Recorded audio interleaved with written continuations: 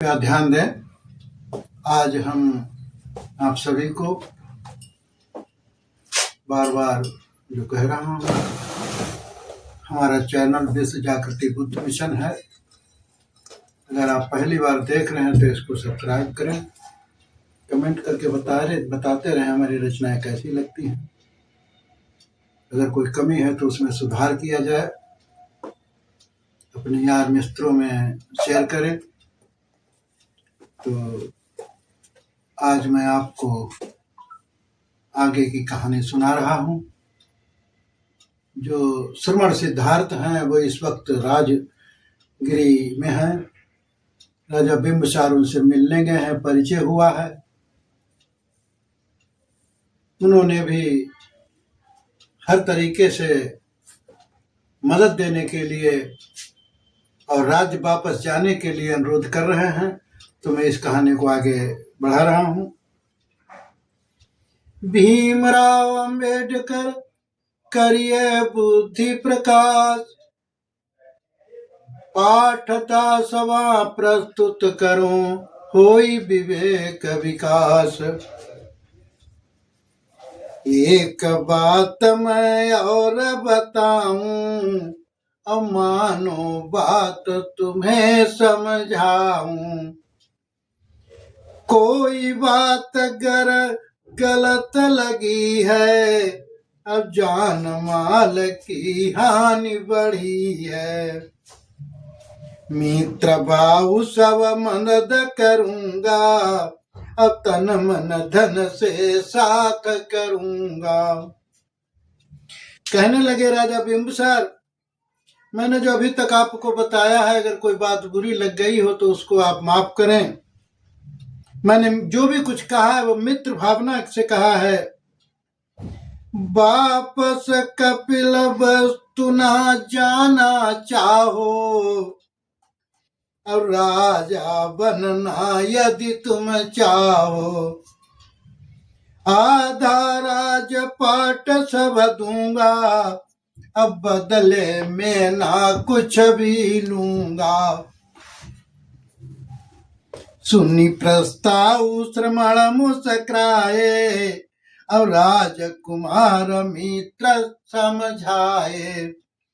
जब यहाँ तक कि राजा बिंबिसार कहने लगे, अगर आप कपिल वस्तु ना जाना चाहो तो मैं एक मित्र भावना से कहता हूं कि मैं तुम्हें अपना आधा राजपाट लिख दूंगा। आप राज्य करो सिंहासन पर बैठ करके, क्योंकि तुम राजयोग हो। इतनी बात जब सुनी राजा बिंबिसार की तो श्रमण कहने लगे मुस्कुरा करके कि जो वैभव जिस खातिर छोड़ा, अलोभ मोह से नाता तोड़ा। अब न फंसूं इस चक्कर माही, अब न फंसूं इस चक्कर माही। अब मुझे दिखता और कुछ ताही। बिंबिसार दृढ़ निश्चय देखा, अब सत्य भाव कर लिया परेखा। काफी चर्चा के बाद जो वैभव जिसका तिर छोड़ा, लोभ मोह से नाता तोड़ा। अब न फंसूं इस चक्कर माही, अब मुझे देखता और कुछ ताही। बिंबिसार दृढ़ निश्चय देखा, असत्य भाव कर लिया परेखा।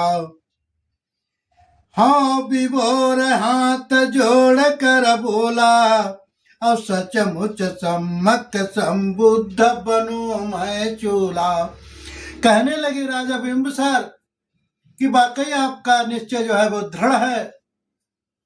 मैंने जो भी कुछ कहा है उसके लिए मैं क्षमा चाहता हूं। और बहुत खुश होकर के हार्दिक भावना से कहने लगे कि आप वाकई निश्चय से ही सम्यक संबुद्ध बनोगे, क्योंकि आप में राज योग कोई भी दिलचस्पी नहीं है।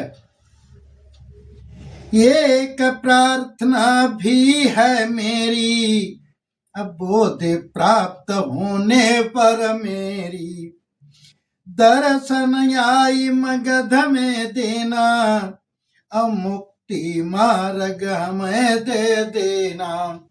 जब नहीं मान पाए तो राजा बिंबिसार हाथ जोड़ करके बाभिभूर होकर के कहने लगे कि हे श्रमण, जब आपको ज्ञान प्राप्त हो जाए, आप बुद्ध बन जाएं, जब सम्यक संबोधि प्राप्त हो जाए, तो मेरी आपसे विनती है कि एक बार मगध आ करके दर्शन अवश्य देना, ये मेरी आपसे विनती है।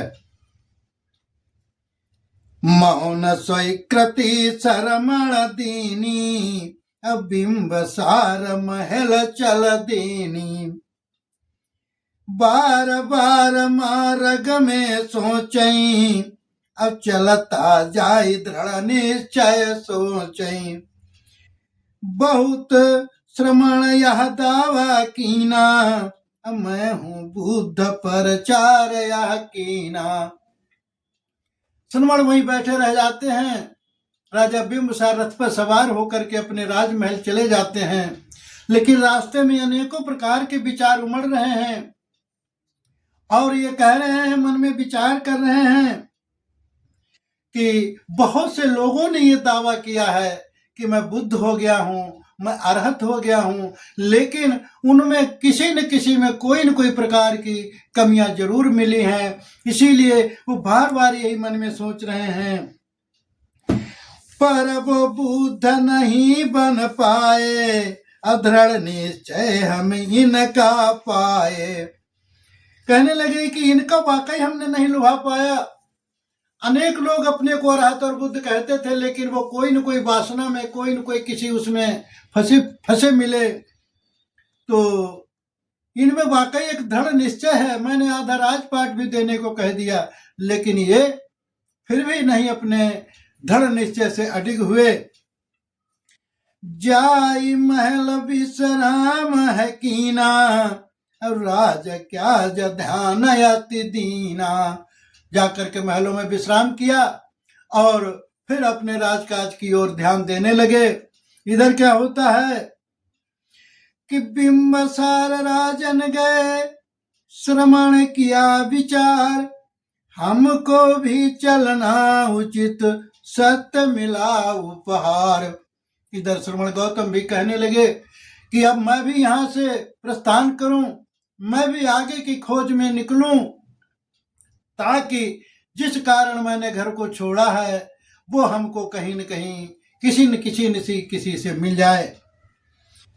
सिद्धार्थ शरमण आगे बढ़ जाई, अब नई खोज की आस लगाई, राम पुत्र सुदत्त का आश्रम पाई, और रहने की इच्छा जतलाई, राम पुत्र सुदत्त से चर्चा कीनी, अब जिज्ञासा पर कट कर दीनी।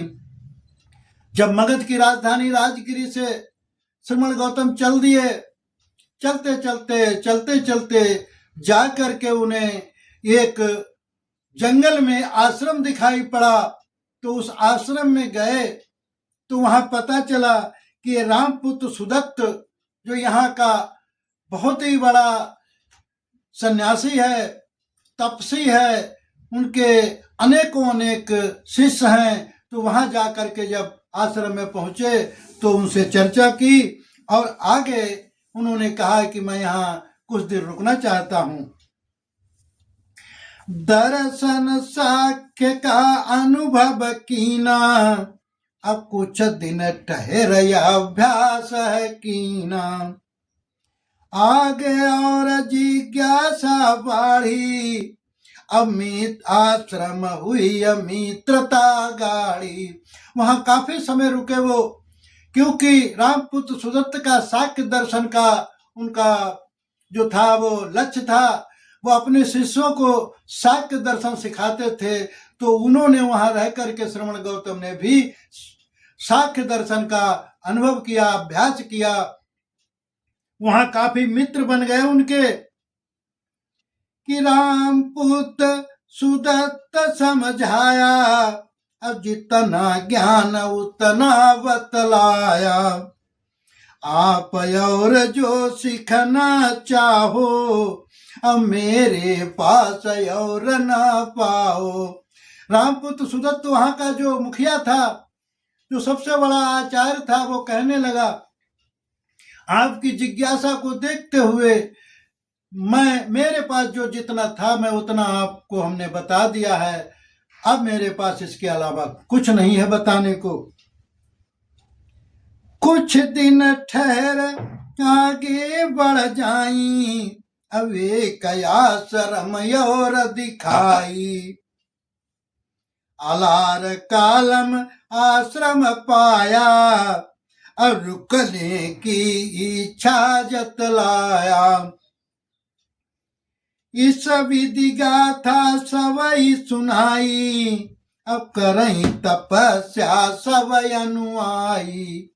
जब रामपुत्र सुदत्त के आश्रम से सिद्धार्थ श्रमण वहां से चल देते हैं, फिर कई रोज की मंजिल करने के बाद आगे जब बढ़ते हैं तो एक और आश्रम दिखाई पड़ा। वहां आलार कालम बहुत बड़ा तपस्वी था, तपश्चर्या मार्ग का वो अनुज्ञाता था। अपने शिष्यों को वो तपस्या, अनेक प्रकार की तपस्याएं वो सिखाता था। वहां जाकर के फिर पहुंचे हैं। अब कई वर्ष आश्रम बिताए, अब तपश्चर्या मार्ग सभी अपनाए।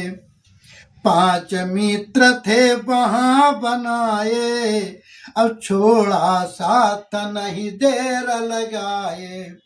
जब तपस्या मार्ग सीख रहे थे, वहां कई वर्ष उन्होंने बिताए। तो वही श्रमण जो राजगिरी में मिले थे, 5 भिक्षु श्रमण, उनसे बहुत गाढ़ी मित्रता हो गई। वो पहले से भी परिचित थे कपिलवस्तु से। तो उन्होंने श्रमण सिद्धार्थ की बहुत सेवा टहल की और 5 वर्ष तक लगातार वहां वो तपश्चर्या मार्ग को सीखते रहे और वो बहुत खासे मित्र हो गए। जो खोजा वो मिल नहीं पाया, अब भटक गए मार्ग नहीं पाया। स्वयं विचार किया मन माही, अब नई खोज करने को ताई। एक दिन काफी 5 वर्षों के बाद में, यहाँ तक कि उनका शरीर जर्जर हो गया था, वो हवा पे भी निर्भर होने लगे थे, खाना पीना सब छोड़ दिया था। तो मन में विचार करने लगे, एक बार निराशा हाथ लगी और कहने लगे कि मैंने जिस कारण घर छोड़ा है वो तो हमको अभी तक कोई भी उसका संदेश नहीं मिला, अभी हमको उसका कोई मार्ग नहीं मिला है। तो अब हमको यहाँ से भी चलना चाहिए। वो वहाँ से भी आलार कालम के आश्रम से चलने की तैयारी करते हैं। मैं आगे आपको कल 11वें भाग में बताऊंगा कि वो कहाँ पहुँचते हैं और कैसे आगे की उनकी दिनचर्या शुरू होती है। इन्हीं शब्दों के साथ में सभी को साधुवाद करता हूँ, मंगल कामना करता हूँ कि आप सभी सुखी होंगे। साधु साधु साधु।